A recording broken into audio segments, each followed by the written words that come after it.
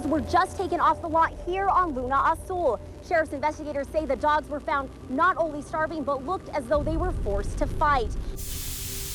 At first count, more than 500 animals, hundreds of parakeet, geese, dove, chickens, and quail, all on one East Mesa property. Tonight we are learning more about an animal hoarding case out of Doña Ana County, and yesterday investigators seized 37 adult pit bulls from this home. Many of the dogs were very thin, one of them could not walk, another one had a tumor. Deputies found many of the dogs tied down in tall weeds. The city of Las Cruces and Doña Ana County have taken over operations of the Doña Ana County Animal Shelter, which has been renamed Animal Services of the Mesilla Valley. The community awareness. We will implement PSAs and public relations campaigns. We want them to go to good homes where they're going to be, they're thought of as family members, because that's what they are.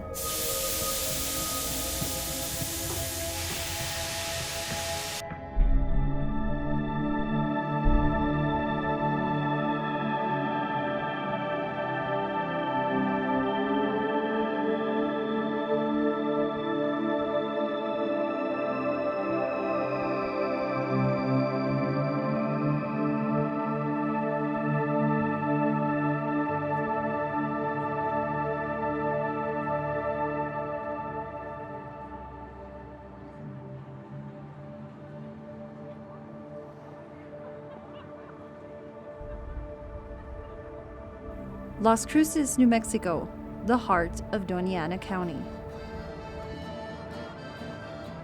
We are a community with a proud history and long-lasting traditions. From farmlands to the busy streets in town, you'll find treasures both old and new.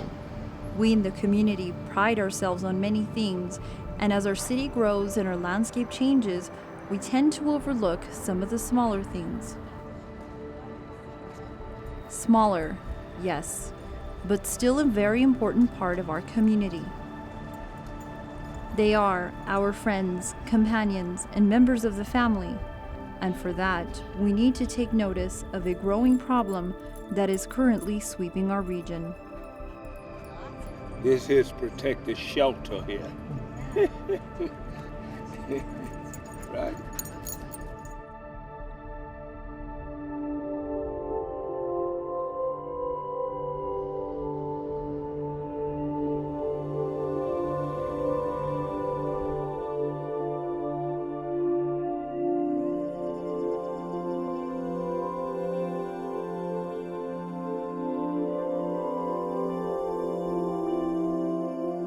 Welcome to the Animal Services Center of the Mesilla Valley.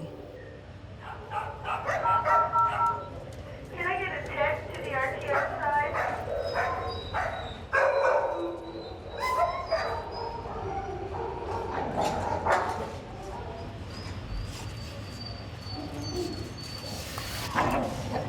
Previously known as the Doña Ana County Humane Society Animal Shelter, the shelter's name was changed to the Animal Services Center of the Mesilla Valley when the city of Las Cruces and Doña Ana County took joint operational control in February of 2008.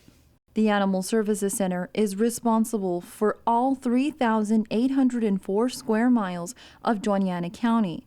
City of Las Cruces Animal Control and Doña Ana County Animal Control bring all the animals they obtain to this central location.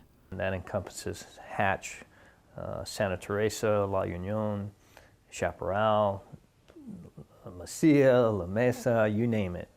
We deal with all of the unincorporated areas within the county. We will assist the other agencies in the incorporated areas. For example, Mesilla, we have a contract with them, so if they need us, we'll go down there, we'll help them. But pretty much the entire county, 3,800 square miles, we're out there and we cover it. 15,523 animals were brought into the shelter in 2008. Of that amount, 7,501 were brought in by the city of Las Cruces, and 7,926 were brought in by the county. With so many animals coming into the shelter daily, it has caused overpopulation problems that center staff must deal with every day. There's two different difficulties that the shelter faces. One is obviously the population. With that comes the diseases that comes with those animals and how they will transmit those diseases to each other. Diseases such as parvo, an upper respiratory infection, occur quite frequently throughout the center. The issue persists as day after day, more and more animals are brought into the shelter and placed in an already crowded atmosphere. Staff tirelessly works to maintain a healthy and clean environment for the animals, but to a certain degree, they are at the mercy of the population. Now this is why we want you to spay and neuter your pets. If you do not spay them, they have a tendency to get mammary cancer. And that's what this is. This is a mammary gland, this is one, this is one. And we got them going. It's going to go right up the chain. Right here this is what that's going to be. It's going to be a tumor going right up the chain.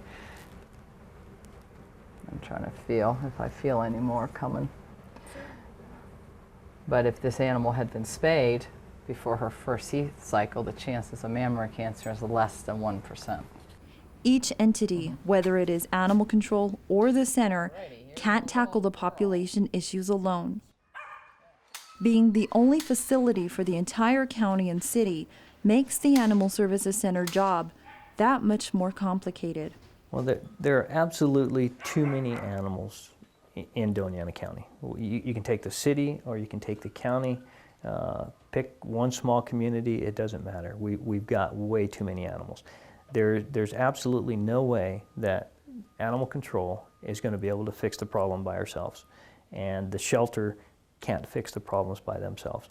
And even though the city and the county are working together on these animal issues, and we're talking government agencies, the shelter, animal control for the city and the county, we're doing the best we can, but we're almost fighting a losing battle because the numbers don't stop. They just continue to increase.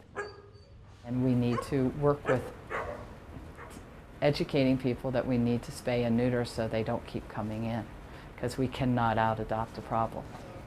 Not being able to out-adopt the growing population within the center means that every day animals are dying because there just isn't enough room. We have to make a decision on animals dying every day, and that's very, very difficult on the staff.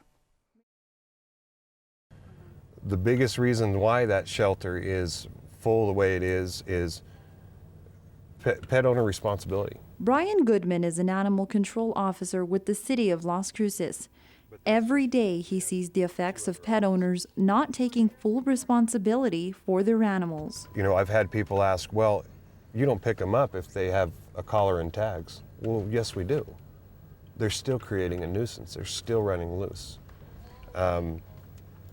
So anything that is not physically controlled by its owner or confined by a fence is a stray. The pet overpopulation in Las Cruces is attributed to so many issues. For one, people are not spaying and neutering their animals, allowing more puppies and kittens to be born without any homes for them or their mothers. People fall in love with these little animals initially, and then they get bored with them, and they don't want to necessarily take care of them. It's a long-term commitment. What we find around here is, you know, if you're going to have an animal, if you're going to decide to go get a puppy, a kitten, anything like that, you pretty much have to plan that the way people plan to have children. You got to make sure you've got the time, and you got to make sure you've got the money to properly have the animal medically taken care of.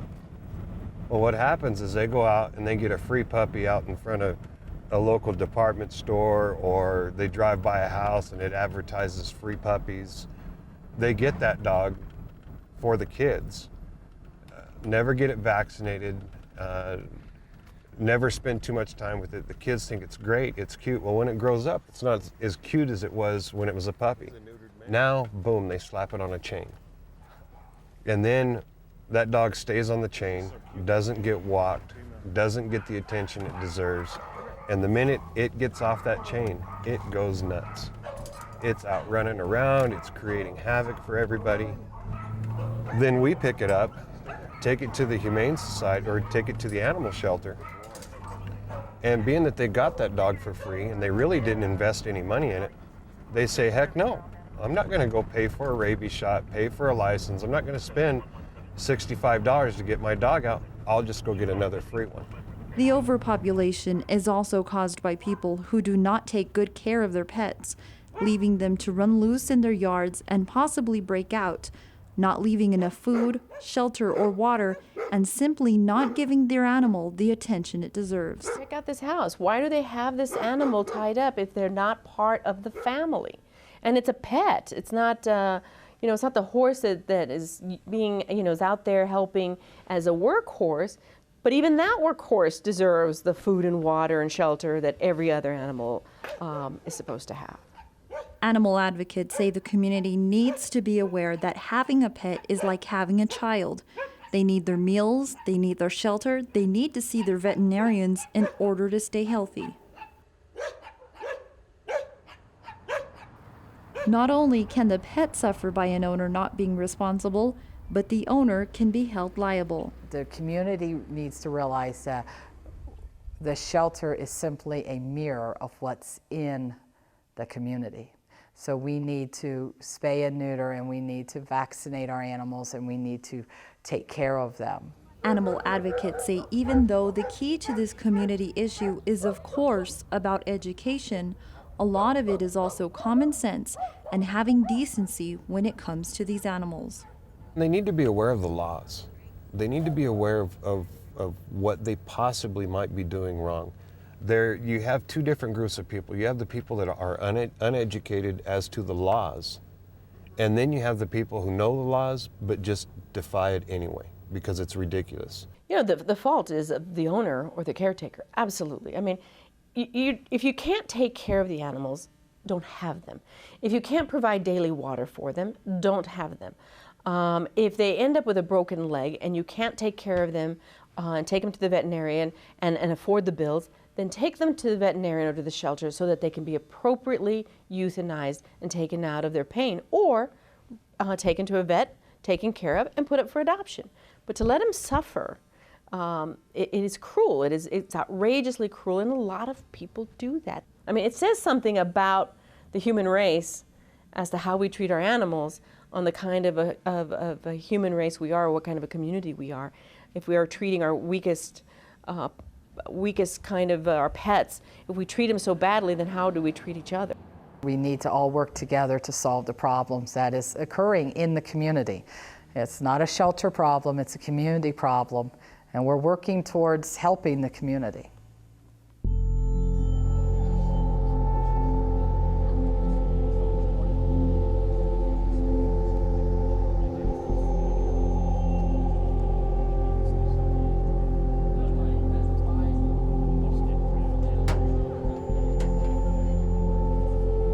August 2008. Doña Ana County animal control officers are called out to a hoarding case at this house on the Far East Mesa. It's one of the largest hoarding cases to be discovered in southern New Mexico and Doña Ana County. Hoarding is a mental illness, and it's clinically it's known as a compulsive obsessive hoarding syndrome, and it's a neuropsychological problem, and it could be attributed to problems in the way our neurotransmitters work in our brain. However, it's manifested in anxiety of getting rid of things. At this particular house, investigators found 464 animals, from rabbits and horses to goats and sheep. They also found cats and various types of birds, many of them alive, but not in the best condition. Oh, yeah. You got that one? Hey. How are you? Let's, is that enough for you? Is there more pigeons in there? Or You know what, it stinks to high end. Okay. It looks like there's some pigeons in there still. See the wing of the one? Just because the chickens, it's not against the law to kill them. The pigeons. It is. They also found a variety of dogs on the property. That's a good boy. Yeah, that's my boy. Yes. Look at you. You've been in a couple of fights with somebody, huh? Look at them ears. My goodness. There, look at that. Yeah. Come on. God. This dog will end up going to the shelter. They'll look at the dog and assess it. I don't want to say he's a fighting dog, but I don't want to say he's not, because typically you'll get these pit bulls, and we've got several from a case that we're still working, and you can go out there and play with these dogs and love on them, and man, they're great with humans, but you get them close to another dog, and next thing you know, there's a fight, because they were bred for that. That may be the reason that he's staked out way over here, away from all the other animals, or it may be that they just got him over here because that seemed to be the place to put him, or they wanted a certain amount of protection over on this side of their property. In the past few years, Doña Ana County has seen a number of hoarding cases where all types of animals were found, to houses filled with only cats or only dogs. It starts out with people, I believe, wanting to do the right thing. So I think their intentions in the beginning are good, that they're trying to help the animals, but after a while they become overwhelmed with the numbers that they have. So at the onset, I think that they have good intentions. They become overwhelmed, and then they get the idea that nobody can take care of them as good as I can. I think their intentions are very good in the beginning, but then it becomes out of control. Either financially they can't afford them, and they can't clean up after them because there's so many of them. So sometimes they'll start to do things like we have seen in the media, as like we'll find them in the freezer when they've deceased, or we'll find them, in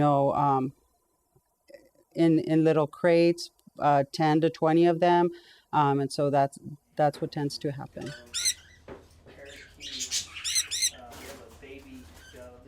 It can affect up to 3 to 5 million people in the United States, except the sad thing is that we don't know about it because these people tend to isolate. They don't want anybody in their home, and they don't want to be public about it. So it's something that's very private. That it could be a person that goes out and does social things, or goes out and has recreational things to do, or has a job, but once they get home, it's their private place. And unfortunately, many times it isn't just the person who needs treatment. While many hoarders might have the best intentions at heart, many of their animals suffer from lack of proper care. Well, I know we're going to claim the dog over there here in a minute with the messed up ears. You can tell he's been a fighter at one point. Or at least got into it with somebody, but with his ears. With his ears like that, yeah. And then having a vet give him a shot and not do anything about it. They belong to us. So what happens is we give them to the shelter, and the shelter director determines that. She would determine, are we going to try to adopt the animal out, or should it be put down? And it's the Animal Services Center where many of these animals will end up. Let's see, how old are you, Blue Eyes? Older. Yeah, Blue Eyes is a little bit older. Okay, honey. Okay, honey. Missing incisor, broken canine. Missing some teeth. We have some scars here. We have an eye infection going on. We need to shave up some of this area. Couldn't we do that, Miss Marguerite? Absolutely. Let's try to get the clippers and shave some of this up and scrub it up. And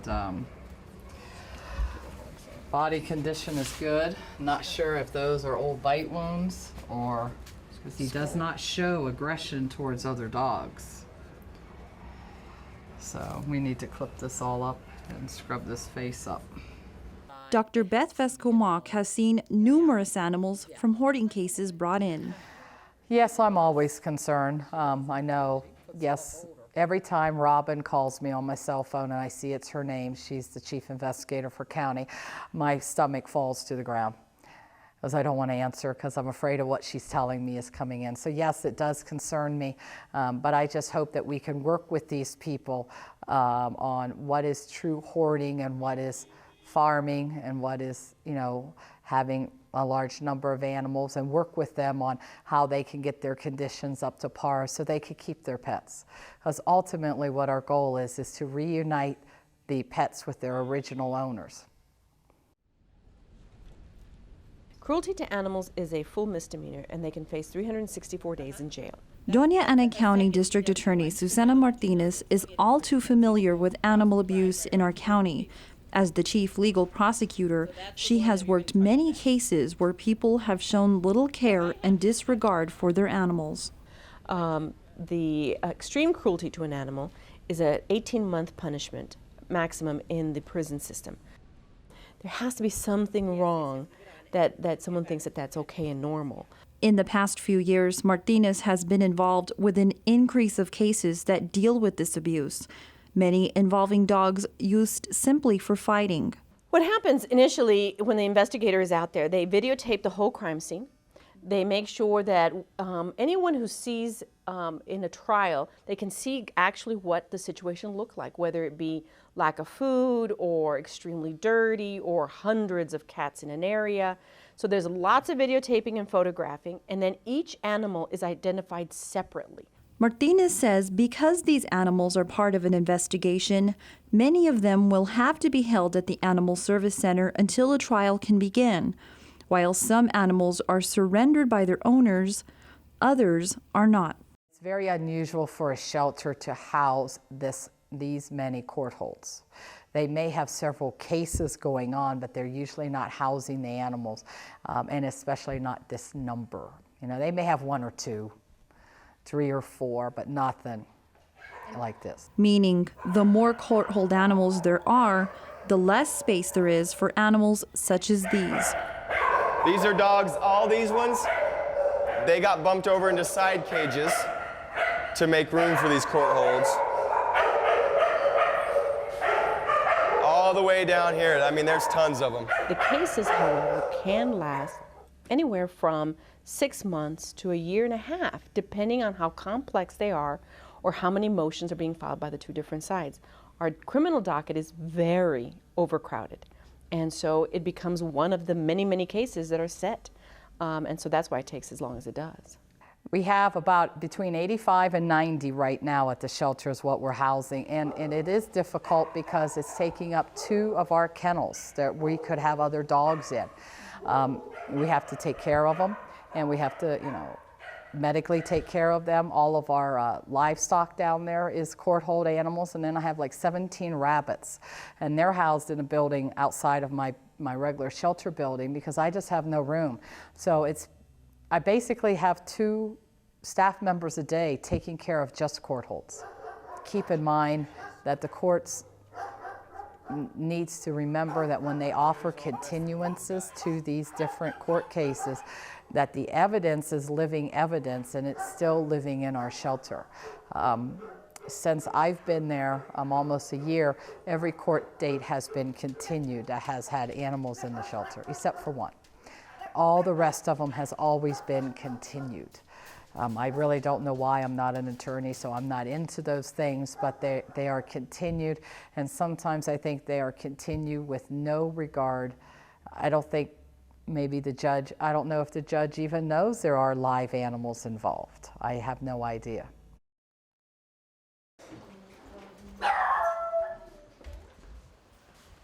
It's selection time today, a time when the shelter is walked through and animals are chosen for euthanization.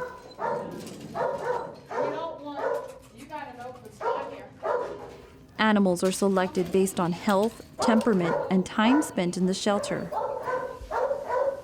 He's got a clear runny nose. Each kennel is carefully surveyed for signs of sickness and disposition, and dates are checked and compared. Decisions are also made at this time to move animals around in an attempt to make as much space as possible.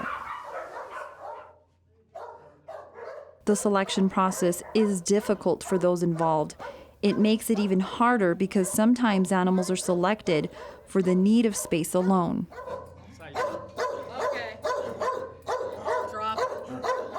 It's a very, very tough decision to make, because every time a dog stays up there, I mean, the goal is if you want to run this shelter and keep the animals really healthy and really get the numbers moving and all that stuff, they need to be in and out in 5 days. And that doesn't happen. I don't even have the veterinarian facility here to do spays and neuters quite yet, to move them that quickly, It's just not happening. It's just not happening. So the longer you keep them, it multiplies. Every day that dog stays, another dog dies. And that's the reality, and no one wants to hear that. The lack of room and veterinary facilities put limitations on how much the staff can do to save the lives of animals that come to the shelter. Well, one of the problems is we don't have a lot of room to treat. We have very limited space. So, if they kept them at home instead of owners surrendering them or letting them run loose, where they were brought into the shelter to be put in this predicament, you wouldn't be seeing all this, right? But neither space nor facilities are to blame for the difficult decisions that have to be made today. It is the decisions of the pet owners at home that is at the center of the problems the shelter faces.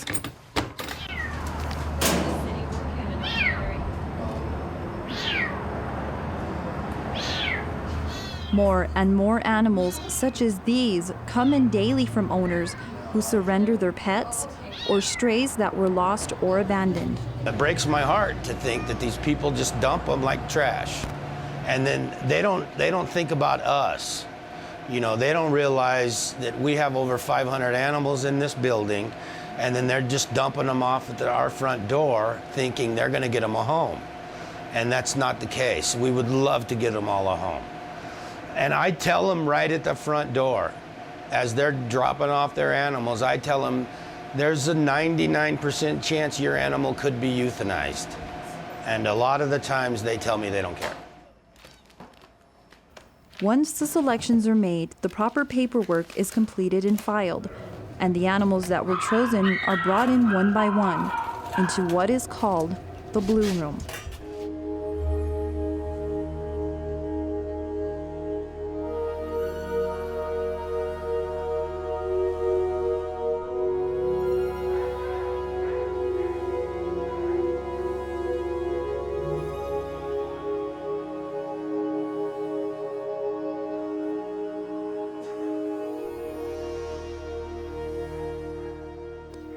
A warning. What you are about to see might be disturbing.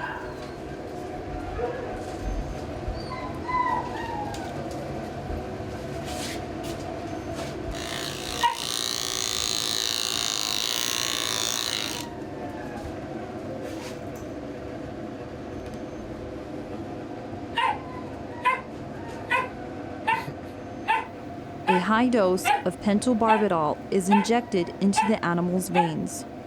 Unconsciousness, respiratory failure, then cardiac arrest follow rapidly, and within a few seconds, they're gone. Euthanasia means a good death in Greek.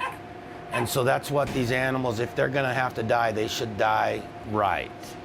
And that's why I make sure when I'm in this room or my people are in this room doing it, we make sure that it's done properly so the animal just goes to sleep without any pain and there's no suffering.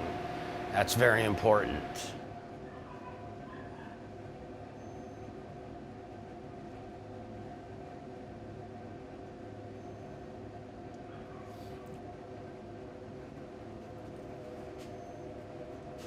I tell myself that it's best for the animal, it's best for the community, but is it really? I don't know. Maybe it's just something I'm telling myself. I do talk to some people about it. That helps, you know, get it out. Other days I just go out back and cry by myself and don't let anybody see me, because it's not an easy job. It's tough.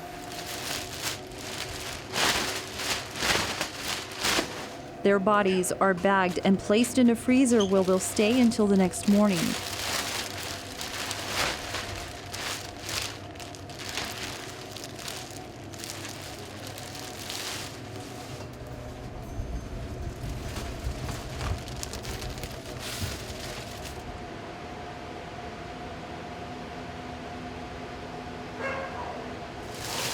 The following day, the remains of the animals that were euthanized are loaded into a truck and taken to the landfill for proper disposal.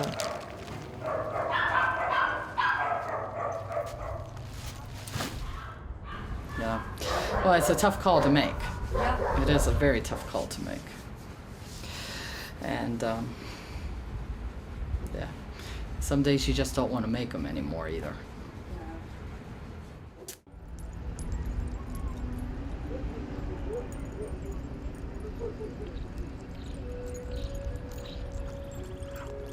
have a threefold goal here to decrease the population problem that is occurring in Doña County. One is to increase adoption, but that alone will not do it. We cannot out-adopt the problem. We are bringing in approximately 1,400 animals a month. We cannot out-adopt that problem. We also need to teach pet retention.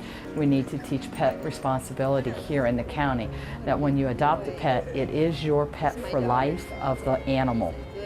And they're not like a shirt that you just give it into the Goodwill and go and get another one. And then my other goal is a spay and neuter outreach program, as well as a general low-cost vaccine facility here to help with the vaccines. Many of the folks of Doña County cannot afford the veterinarian care. Therefore, we hopefully will have the funding to be able to assist in that.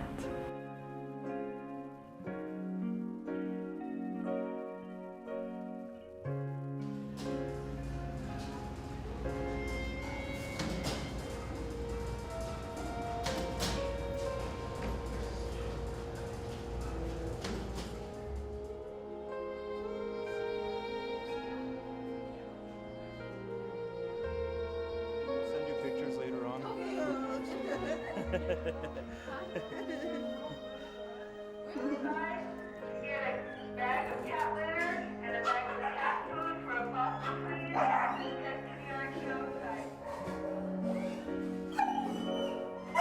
We must deal with the issues at hand.